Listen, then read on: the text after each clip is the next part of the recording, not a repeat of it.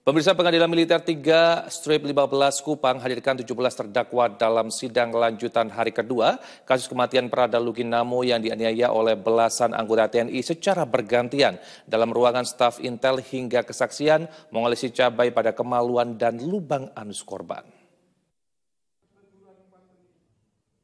Sebanyak 17 terdakwa yang terlibat dalam kasus dugaan kekerasan terhadap bawahan yang mengakibatkan meninggalnya Prada Luki Cepril Saputra Namo akan menjalani sidang perdana di Pengadilan Militer 3/15 Kupang Selasa 28 Oktober 2025. Belasan terdakwa tersebut adalah prajurit TNI Angkatan Darat yang bertugas di Batalion Teritorial Pembangunan 834 Wakangamere Nagekyo NTT. Mereka masuk dalam satu berkas perkara. Persidangan berlangsung terbuka dengan pembacaan dakwaan dan pemeriksaan saksi dengan Ketua Majelis Hakim, Mayor CHK Subianto dan dua hakim anggota, yakni Kapten CHK Denis Carol, Napi Tupulu, dan Kapten CHK Zainal Arifin Anang Yulianto. Sementara auditor militer sebagai penuntut yang membacakan dakwaan adalah Letkol CHK Alek Panjaitan dan Letkol CHK Yusdi Harto. Total ada 22 prajurit TNI AD yang diajukan sebagai terdakwa untuk menjalani persidangan dalam kasus kekerasan yang mengakibatkan Prada Luki meninggal dunia.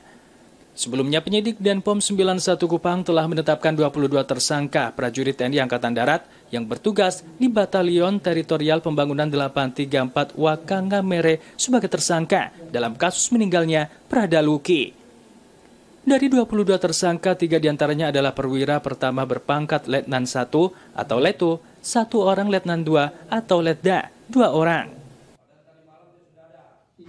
Tahun 2025, kami Pengadilan Militer 3/15 Kupang telah menerima 3 berkas pelimpahan perkara dari Auditor Militer 3/15 Kupang.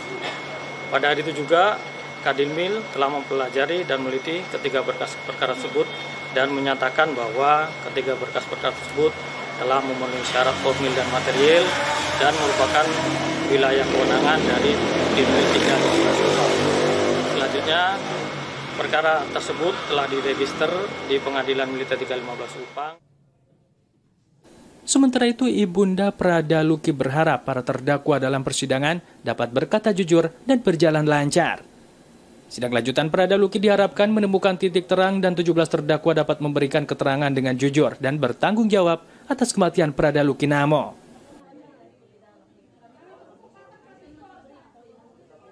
Ya, baik pemirsa, berkaitan mengenai hal tersebut, saat ini kita sudah terhubung dengan salah satu reporter Jawa Post TV, yaitu Salvis Moruk di Kupang, NTT.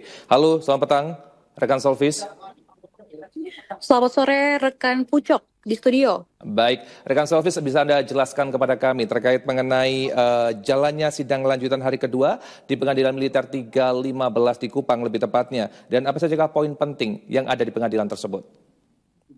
Siap, selamat sore rekan Ucok dan juga pemirsa. Saya melaporkan langsung dari Pengadilan Militer 3/15 Kupang, Nusa Tenggara Timur, dan terpantau saat ini masih berlangsung sidang perkara dengan berkas perkara nomor 41, kekerasan terhadap anggota TNI Angkatan Darat, prajurit 2 Prada Luki Cepril Saputra Namo.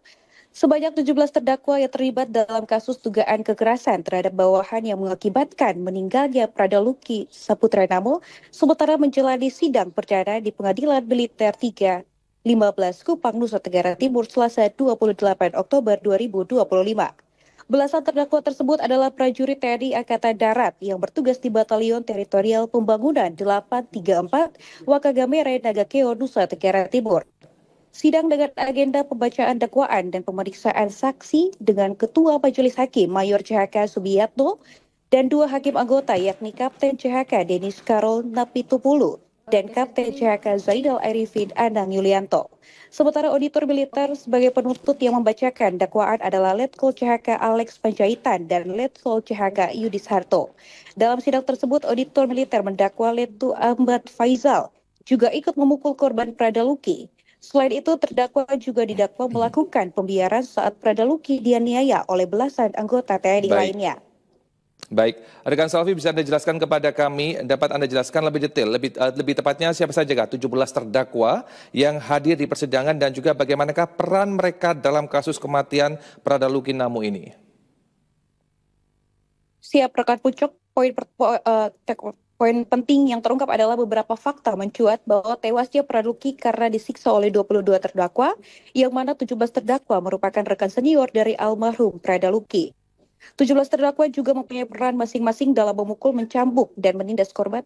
17 terdakwa juga adalah teman, rekan kerja, hingga senior Pradaluki dalam batalion yang sama. Ya, kemudian bagaimanakah sikap majelis hakim maupun auditor militer selama pembacaan dakwaan dan juga pemeriksaan saksi? Adakah fakta baru yang mencuat di ruang sidang? Bisa Anda jelaskan kembali?